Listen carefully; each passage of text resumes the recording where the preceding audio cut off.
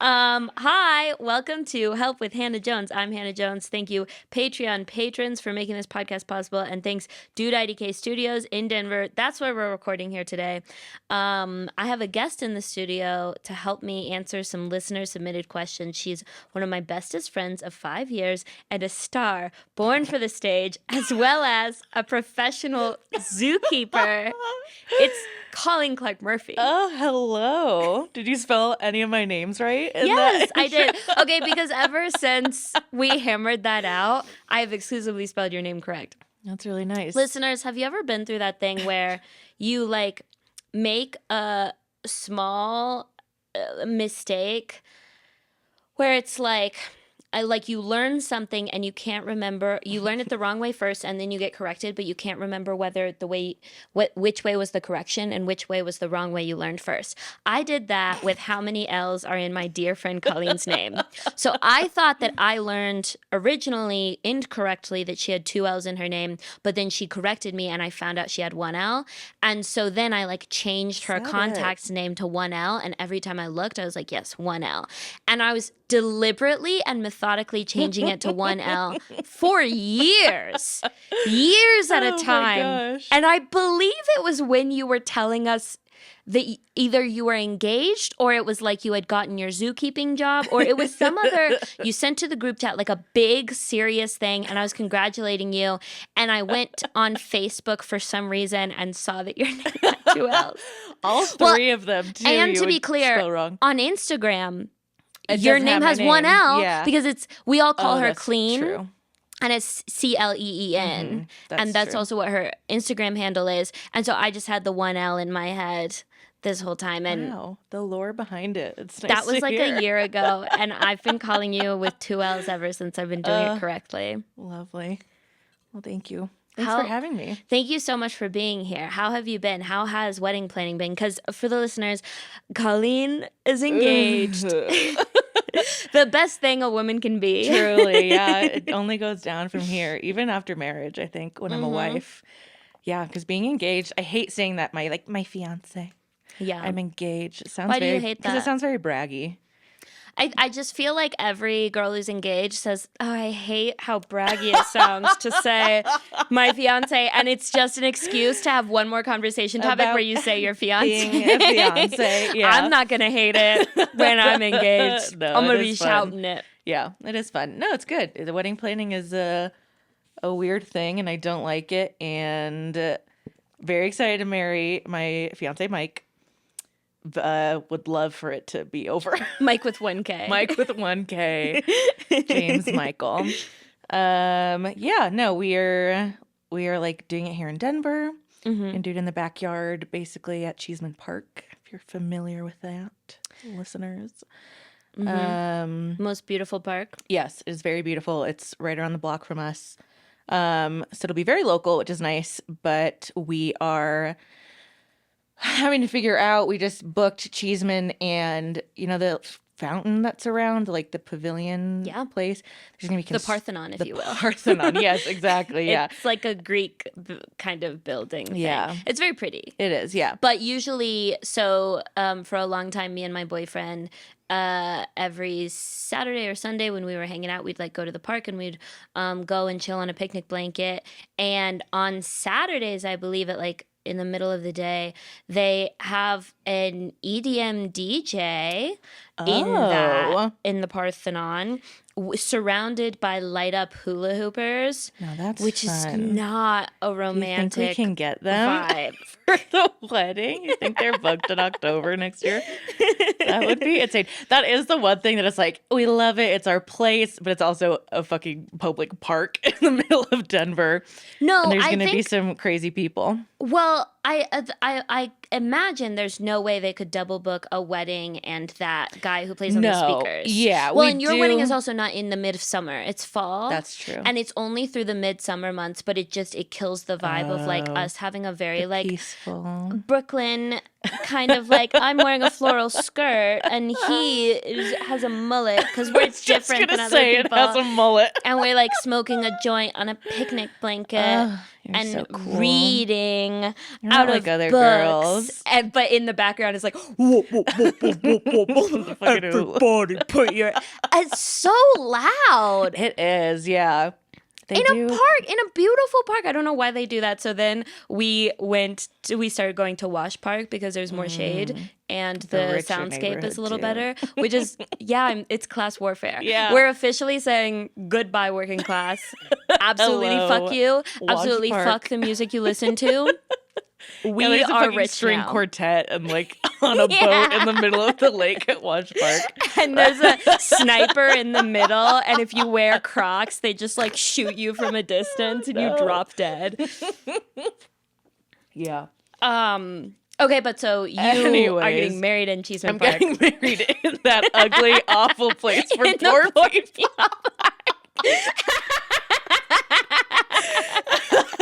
Yeah, I can't wait.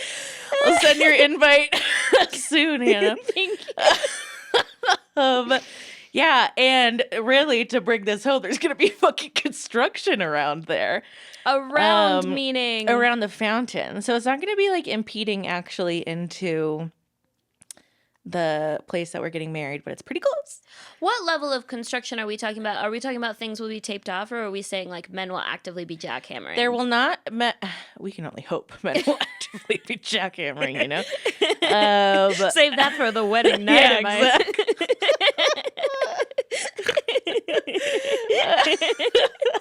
Oh God. No, I did make sure that no one would actively be working on a Saturday, but there's gonna be like fences and cones. Which makes me feel so stupid to like be upset about. But I don't think it's stupid to be upset about it. I do think it will be a beautiful day in the long run, and I really doubt it would be noticeable because the men are going to be home because it's on a weekend, and right. Yes. Okay. Yeah, it'll be on Saturday. I know I have it in my calendar. Yeah. Don't you fret. But the men are going to be home, and it's just going to be like, I mean, that fountain hasn't been functional in years. It's a bit of an eyesore. And it's really rude that they chose the next month too, or next year's October to do it. It's crazy how far out they're planning that. Yeah. And then I asked for like specific details of dates, and they're like, well, we don't know. It's a secret. So we'll see. Oh, the best we can hope for is that the government gets shut down because they can't agree on a budget, and then it gets postponed for like a couple of months. Yeah. Fingers crossed. But how are you? I'm good. So this past week I had I keep accidentally saying the hardest day of my life, which is like, I think it quite possibly was the hardest day of my life, only because I'm like a very privileged young lady who's never lost anyone close to me. But like, and it really hits home. But it was just like a really challenging day in the sense that everything that could go wrong did go wrong. No. And so much of it is things that I'm like livid at other people about, but I can't talk about it. I think I'm going to like go fairly in depth on the about the what I'm frustrated with other people about on the Patreon episode. Oh, okay. So because I want to light them the fuck up. So but there's your incentive. I will tell you about what the Austin Bergstrom Airport did to me. Oh, yeah, please. Which is that so I basically was in Austin and had there was this like convention in town, and I was at this wonderful comedy festival. I was at Altercation. It was absolutely so fun. If I saw you there. And so Love is run by an extremely lovely person. And but while I was there, I was in the green room of that comedy festival, and some of the comics were talking about how there had been a news article where essentially, there's a news article that said there's a conference of 26,000 people in Austin. Jesus. And basically they were all going to be traveling back on like Sunday and Monday, and so if you have travels those days, you need to show up to the airport super early.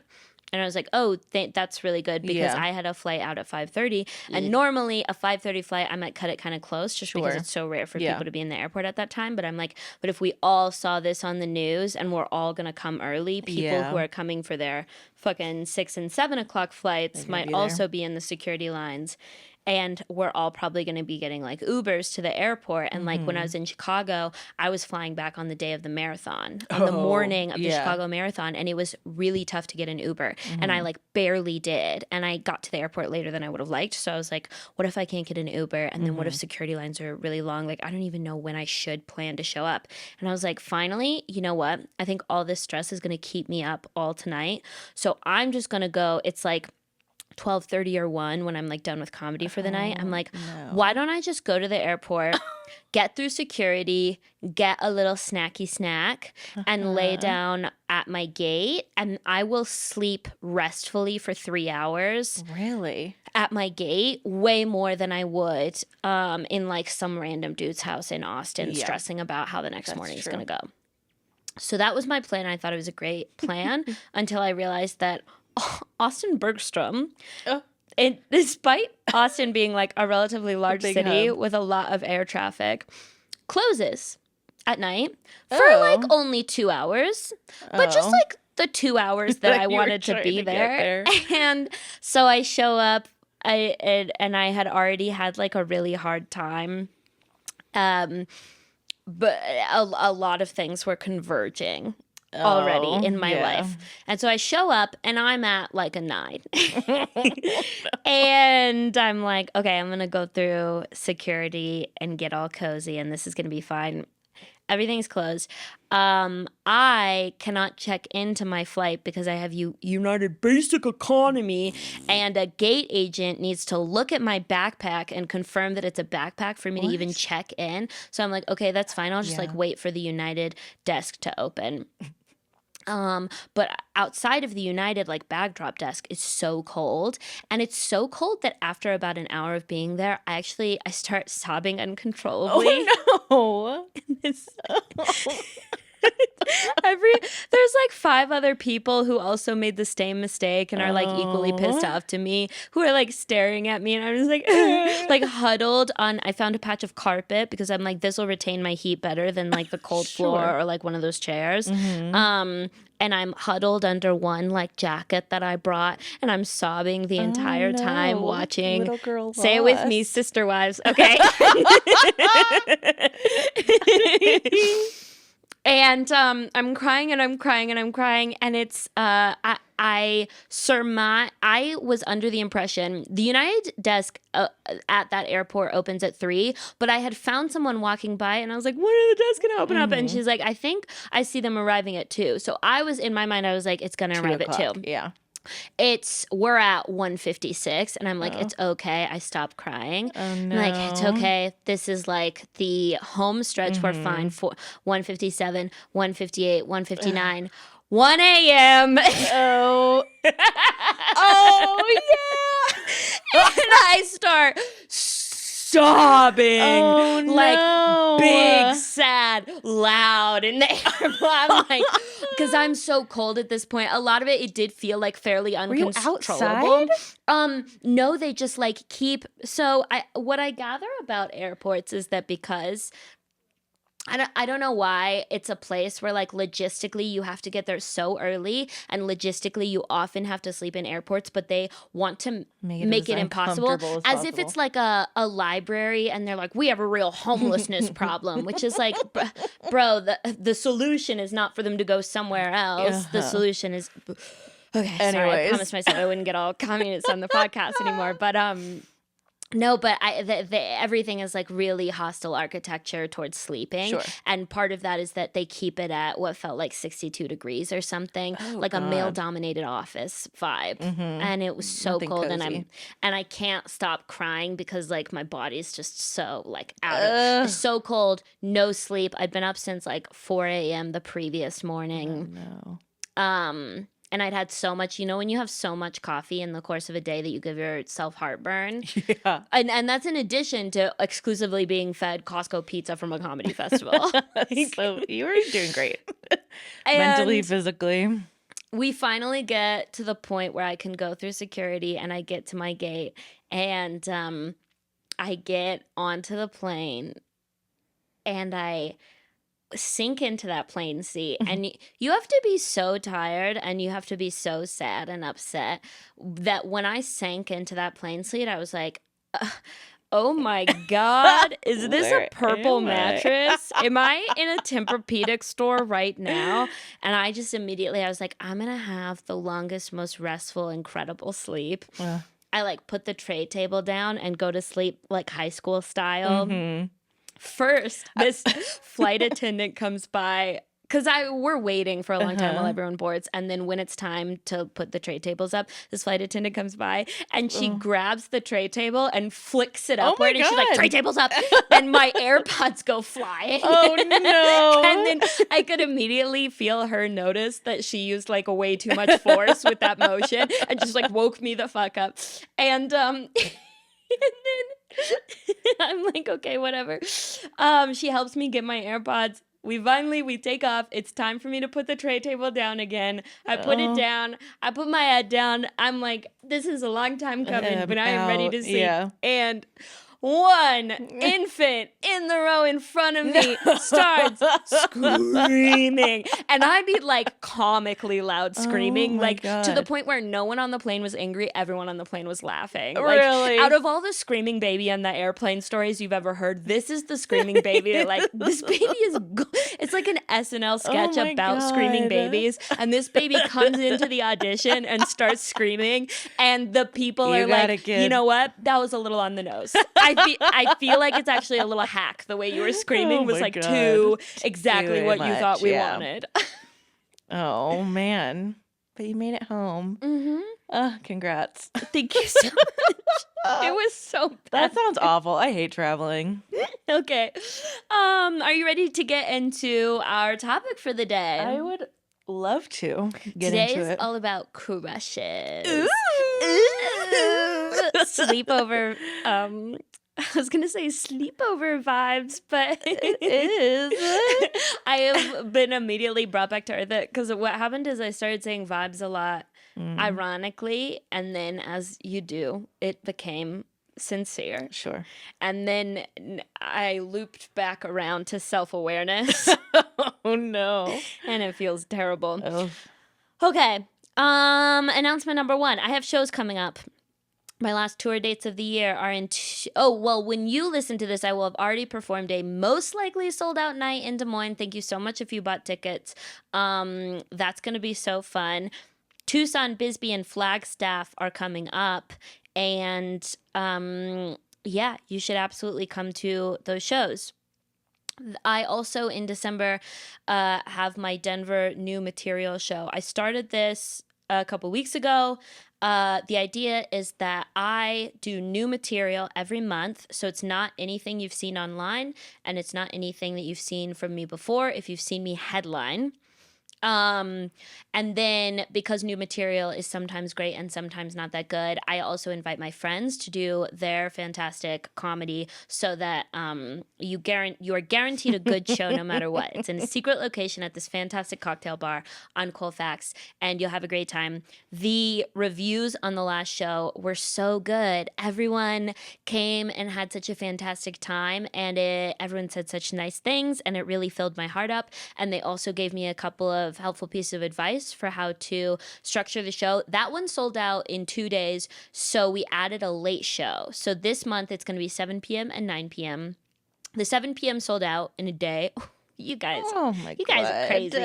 But the 9 p.m. still has a few tickets left. So definitely get those while you still can.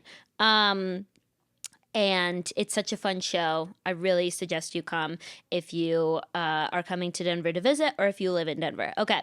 2, this podcast is sponsored by the Patreon. Patrons have first priority to get their questions answered, and they also receive a bonus episode every month, and it's only $3. 3, if you want to ask a question to get answered in a future episode, you can find the link to that form in the podcast description or in my link tree on any social media platforms. Okay, ready? I'm so ready.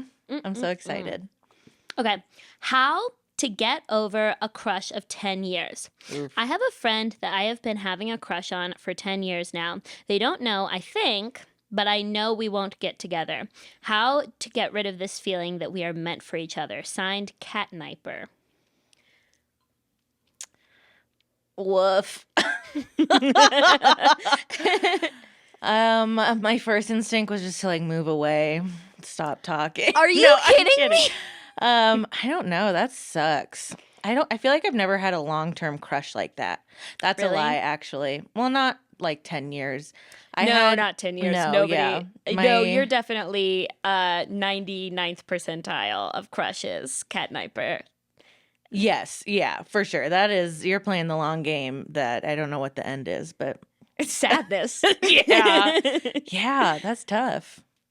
I don't know. Have you ever had a Yeah, well, no, Timing. not a 10-year crush, but I have had a crush where it gets to the point where you know that nothing is going to happen and it is not serving your life in any way. Yeah. It's not fun or exciting, it's just stressful. I kind of believe that a crush, I mean, there are 2 kinds of crushes. There's the regular crush where you like kind of like someone and it goes away as soon as it flicks in and out, is no big deal at all. And then there's like the serious crush, which is just what you describe. Anything you can't get over for 10 years is this kind of Yeah. crush. But also it's just like a crush where like maybe you have trouble sleeping or you are just like making a fool of yourself. It is always not about the person. It's about like what that person, like what innate fear and excitement they represent. Yeah, that's true. I feel like displacement theory is a great practice here. Maybe find a hobby, something else that excites you. Yeah. Well, I think like start dating, like try deliberately to date other people. Because a lot of times a crush comes from this like fear, this fundamental fear that you're like unlovable. Because like why else would we people who are extremely secure in themselves take rejection like it's no fucking big deal. Yeah. Especially the older that you get and the more like experiences you have under your belt when you like have exes and you have been in relationships and you know that there are people in the world who want to have sex with you. When you meet someone who doesn't, it's like, yes, that tracks. That's Yeah. fine. That has no effect on the existence of people in the world who do find me lovable. Yes. But I've definitely been in a position before where I didn't have that. I wasn't secure in myself. And it felt like this one rejection was yet another affirmation of the fundamental truth that I was a different species of human Yes. being. And while everyone else could go around and have romantic connections, me who is different could not do that. Yeah, I was working on that a ton in therapy like a couple years ago when this guy and I were dating and broke up, and I just had that same thought of like, I'm unlovable and no one's gonna love me and I'm gonna die alone. And, logically knowing that that's like not true, and fundamentally I know people love me and I have loved ones and blah blah blah. But You're then literally engaged. But then when someone says like, no, I don't want you, you're like, well, yeah. there it is. You're putting off subtle vibes into the universe Yeah. that will prevent you from finding other romantic connection. So you might be preoccupied by this one rejection and you're like, this person doesn't love me and therefore no one will love me. And I have all this other evidence because no one's trying to love me. No one's in line to love me Yeah. right now. It's like, yeah, everyone can see a big blinking ass sign on your forehead that says my emotions Right. are occupied by my idea of what it would be like to be with this other person. Yeah. Yeah. I feel like I don't have my like one, like when I think of my crush and like something that didn't work out was that guy. And now we're engaged. So I was wondering if you were talking about Mike.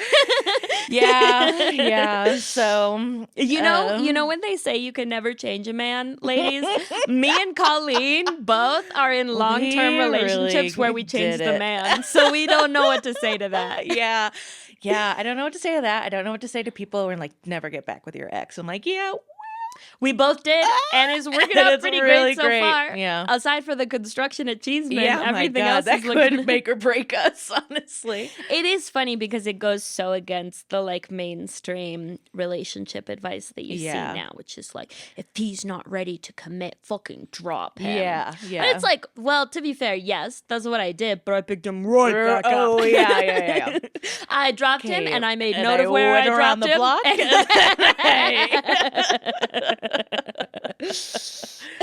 Oh, man. Anyways, I think you should reveal your love to them and Well, it's like snow. if you've had a crush on someone from 10 years and they're still in your orbit, it means that you're mutual friends with them. And so I Yeah. don't think that you should make things awkward. I think you should take it as an extremely firm no. You know nothing's going to happen. If you want that friendship, keep it in your life. If it's too hard, hold it at an arm's length. Yeah. But deliberately go out and date other people and think of it like a 10,000 hours kind of thing. I don't think you actually need to spend 10,000 hours 10,000 dating. hours. But like, do just kind of have this idea that like it's a numbers game. And finding a romantic partner and finding a job are both like this, where your brain starts to develop a false sense of the overall landscape. You're like, every job sucks and rejects me. And it's Yeah. like, no, that's not true. It's just that every job sucks and rejects you. And then the first one that doesn't, you just stop participating in the landscape.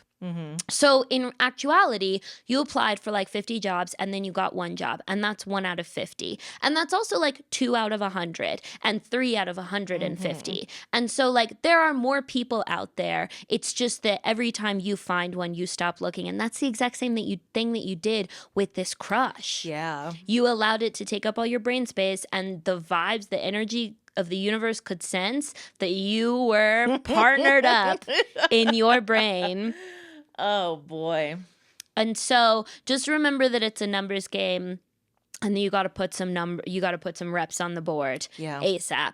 And expect that it will take longer than you're even expecting. Try this strategy diligently. Meet new fucking people with an open mind once a week for 6 months. Damn. And that, trust me, it's not going to take 6 months. This is an assignment that's kind of like when a sex therapist is like, okay, you're not allowed to have sex. Ooh. And then the couple immediately has sex. This is an assignment like that where like, it's probably going to happen sooner than 6 months, but I guarantee you that even if you don't find a love of your life in 6 months, if you put in that kind of diligent, if you put in that kind of diligent hours, you will have changed the way that you feel about yourself, and you will be less sensitive to rejection at that point. I promise you. That's beautiful. Thank Look you. at you giving good advice. Not that I'm surprised. Thank you so much. Okay. He's my wisest friend. So in the spirit of crushes, I went on to Reddit and I found a couple of Am I the Asshole posts that are fantastic. So, am I the asshole for telling my crush? This happened last night. Years ago. Okay. And I still have some leftover guilt. I, 17-year-old man, have had a really, 17-year-old boy more like, have had a really terrible crush recently on an 18-year-old man for about a year at this point. I would have done this before, but he's in a perfectly good relationship with a girl, and it never seemed like a good thing to do. But the school year is coming to a close with him graduating, and I decided it's now or never. When I told him, I made sure it was clear that I expected nothing at all back, and I was simply doing this for my own sake. I know it's selfish, but my mental health was actively declining from this stupid crush. I did this so I could get it done as quickly as possible. I also apologized profusely for putting him through this. He reacted with essentially, I was okay with us being friends, but choosing to do this when I'm in a relationship and don't like you doesn't sit right with me, which I found entirely fair, of course. I apologized a lot again and explained why I would even do this. He still has me unopened. I'm really riddled with guilt right now, and I'm still not sure if this was an all right thing to do. Am I the asshole? I think your friend's the asshole. Yeah, I was going to say, that's... Unless your text was like more dramatic than what you're describing. Yeah. If your text was just like a lighthearted, like, I want you to know that I have a crush on you, and he was like, this doesn't sit right with me because I have a girlfriend, is like, grow up. You're 17, he's 18. Yeah. You're acting like an adult. I think it's perfectly fine to make your intentions known. I think that whether you're friends with his girlfriend or not could very much hinge on this behavior. That's true, yeah. But I don't think that he should be like weird about it. No.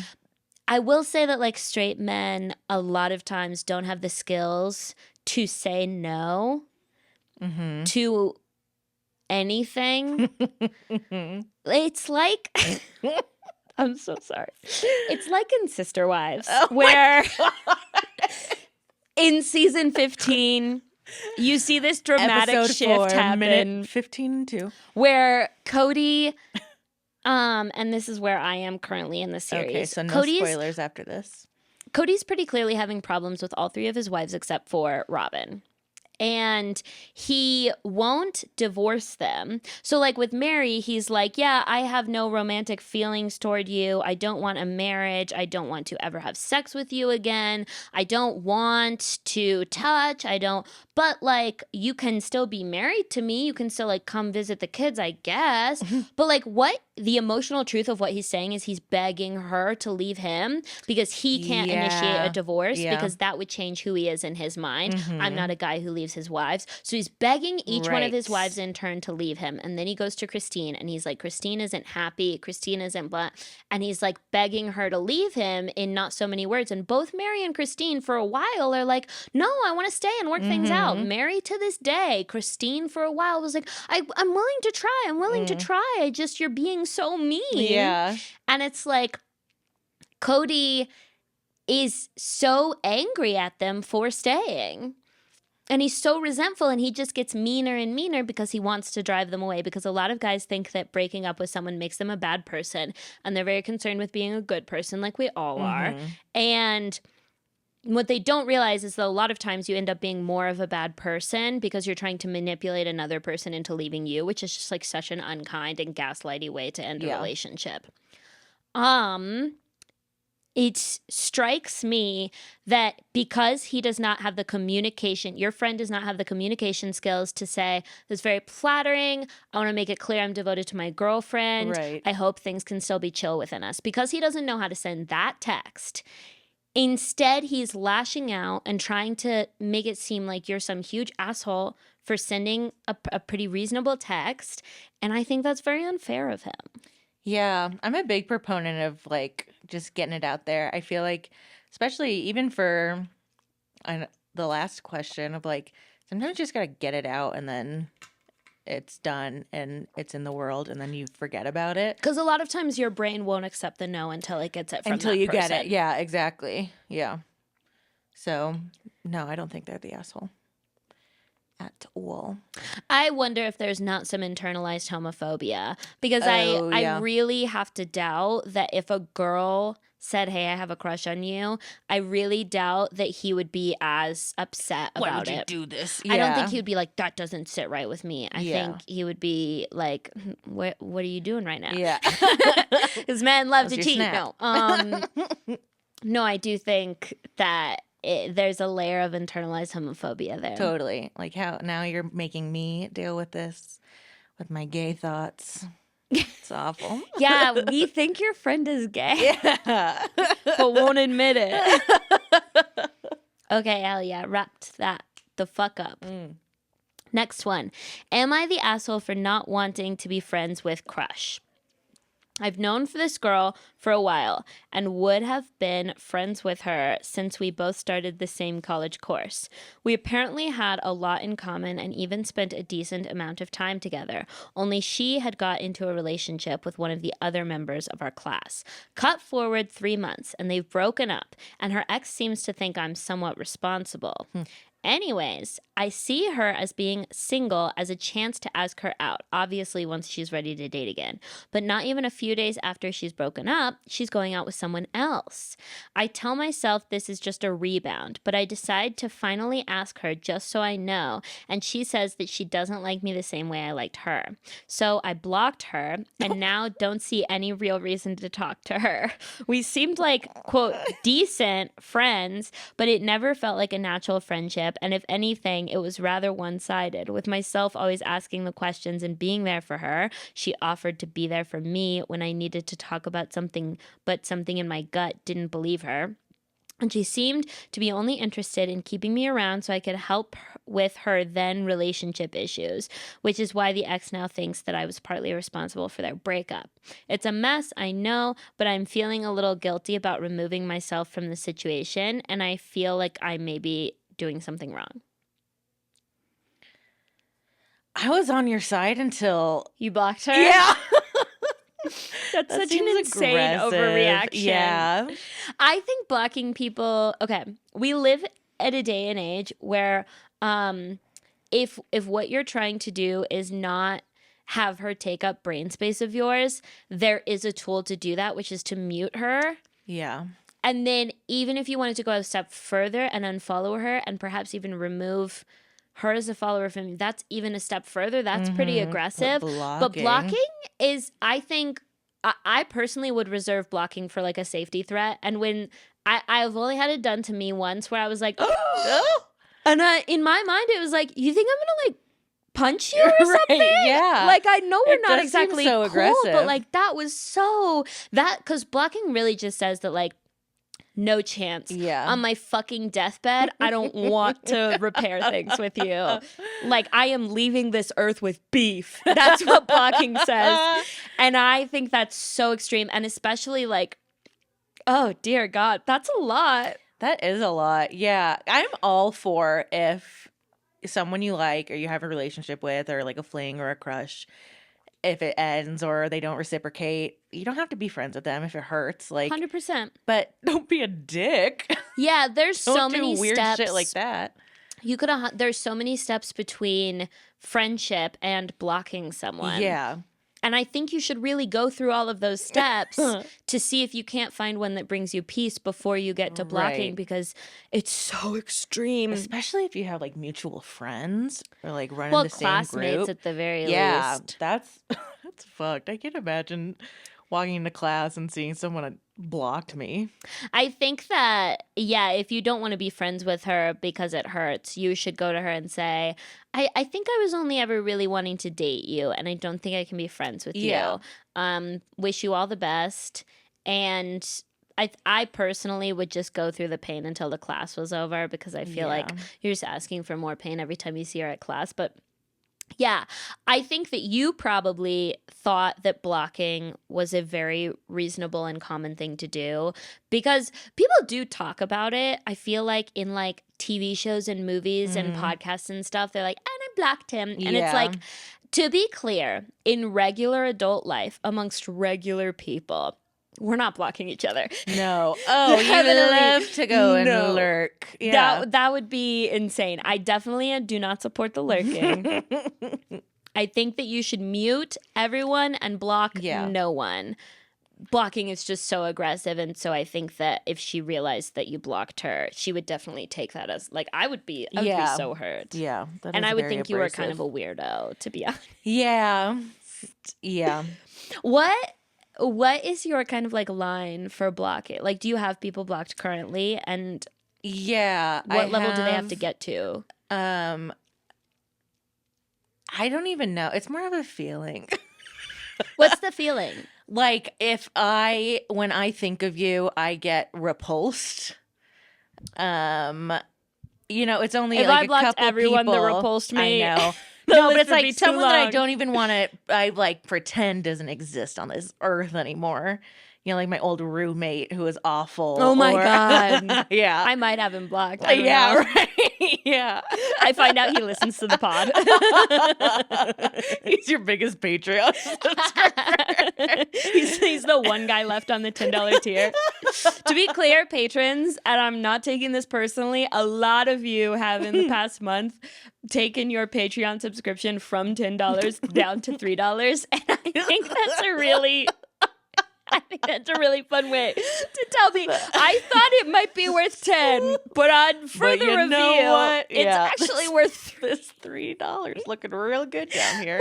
because my boyfriend Kellen, I launched the Patreon while we were broken up, and he subscribed at the $10 level as part of his plan to get me back. And I remember thinking, weird as hell behavior. This is not gonna. What are you doing? And in his mind, he was like, "I'm supporting your comedy career," and it's like, support yourself first. Just like,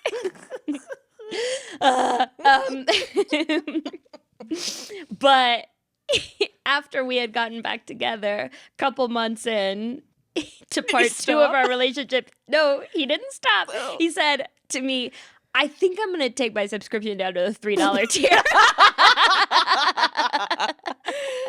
The $10 did what it needed to do. I was like, what do I have to do to make this pussy worth an extra $7 to you? What does $10 pussy feel gosh. like? Look like? Couldn't tell you. I got a dime over here. I'll get on top if I need to. Oh my God. Give me $10. I'll reverse it. I'll reverse cowgirl. It's my least favorite position. Oh. No eye contact. Imminent threat of farts at all times. But if it gets you back up to that $10 get your subscription, I'll do it. And that's how much she loves you guys. Anna Jones is for the fans. Oh my gosh. Okay. Whew. So yeah, this guy's the asshole. So yeah. And everyone on Reddit agreed. Nice. I thought the weirdest thing is that in the first Am I the Asshole story where we agreed his friend is the asshole, everyone was like, there are no assholes involved. Oh. I could see that too. I don't know. I think maybe I'm just like to have too many queer friends that this feels so homophobic That's to true. me. Yeah. Yeah. Okay, wonderful. And then there's another listener submitted question off topic though. It's about comedy. I always feel weird answering questions about comedy because it's like I'm not successful. But allow me. What is some advice you'd give to young people interested in comedy? I'm a high school teacher, and some of the students I interact with are just very funny people, some of whom are interested in comedy. 1, I always say do open mic stand-up during college. Is this good advice? 2, what is general advice you would give to a young person interested in pursuing comedy? I thought this would be a fun question because you also do comedy. Colleen's fantastic, one of the funniest people I know, has done improv, has done sketch, but still currently does it as a hobby. Whereas I have decided to like make it my whole source of pain in the world. So. Yeah. Yeah, I don't know. I think doing stuff in college. I mean, that's how I got started, was because I went to school in Chicago, which did you choose Chicago partially because of the comedy scene? Kind of. I mean, I knew that there's a lot there, and but I had never done anything like in high school other than like writing sketches and stuff, and had so much family back there, so went there, and that's where I started improv, and Chicago improv. Anyways, it's the city of improv. It's the city of improv. So that was really fun. But yeah, I never pictured myself. It never was like a career path for me. I never pictured being a professional improviser. So it's always been very lax. But I think, getting involved in college. Are there any professional improvisers? Or are there just actors I feel like who actors did who did improv? Yeah. Yeah. I guess the people on SNL, basically. Yeah. A girl who I was in a comedy festival in college with is now a cast member. You hate to see it. Just kidding. I'm Which proud of cast her. member? Chloe, Yeah. the new one. Yeah, the new one, Chloe. The new Chloe. I think it's Chloe. Sarah, That show's maybe. not for It's a young people our white age, but woman. Oh yeah, I haven't watched it in if years. you can't remember whether her name is Sarah or Chloe, No, I think there's one of But she's each new. on SNL right now. it's not the ones you're thinking of. The ones who have been on the screen. It's not one of those. It's not one of those. Yeah. Well, good for her. Yeah. Can I tell the people about your claim to fame in my age? Please. The Vine. What? The What's the Vine? Vine guy? Oh. Or I no? know that. Yeah. Okay. Absolutely. My You claim guys- to fame. You guys know the guy who did the Vine, Nicki Minaj. No, I Let's don't go know to that the one. beach. I'm saying this like I haven't met him. He's really nice. He's a really nice guy. He's fantastically fun. He and his comedy partner have a podcast called Podcast by Outside. It's such a fantastic, it's a genuinely successful podcast. They don't need my shout out, but they're very talented comedians, both more successful than I am. And they had me open for their podcast when they came to Denver. But the whole time I was thinking, let's go to the beach. Nicki Minaj. Do you think he's And proud? Colleen matched on Tinder with him. I did, yeah. We would match several because he lived in Chicago at the same time, and we would match on and off every time I re-downloaded the app. And I would send him a message. So you know it wasn't a mistake. That was several times. Yeah. Not that it Or would ever maybe be a it mistake. was like a, you just keep swiping through, and we never met up. Damn. I could have been the podcast, Miss but outside Nicki Minaj. Miss Nicki Minaj. But here I am. Sorry, you only got my podcast. Yeah. This is the closest you'll I feel like a little nepo baby on the podcast because you're like one of my best friends. I'm like Nepotism is family. I'm connection. aware. What do yeah. you call when you get opportunities just because you have friends? Oh, yeah, the economy. a Not young nepotism. white male? That's regular style success. We don't have a word for that. That's just how it works. Oh. Okay, fantastic. Thank you so much for coming on the pod today. Is there anything you'd like to plug? Thank you for having me. No, I don't have any shows or anything these days. I'm just flying free. If you're Any in- zoo demonstrations I was coming just up? gonna say, if you're at the Denver Zoo, come and say hi. Zoo Lights is coming up. Come see some lights. Denver Zoo. The Denver DenverZoo.com, I believe. Something like that. Yeah. I wish I had fun things to plug, but no. Just my life. And you my could- wedding registry is Yeah. Zola.com. No. Yeah, I think it might dox you if you Yeah, that's true. don't come to Colleen's wedding. Please. It is in Cheeseman Park. You know where it is. You're the second engaged person I've had on the pod. Really? Wow. Okay. Thank you so much for coming. You can find me at Hannah Jones Cool everywhere. Please sign up for my text list if you want to come see me live. Come if you're in Arizona, if you're in Denver, there are opportunities to see me live. Have a great day. Goodbye. Bye.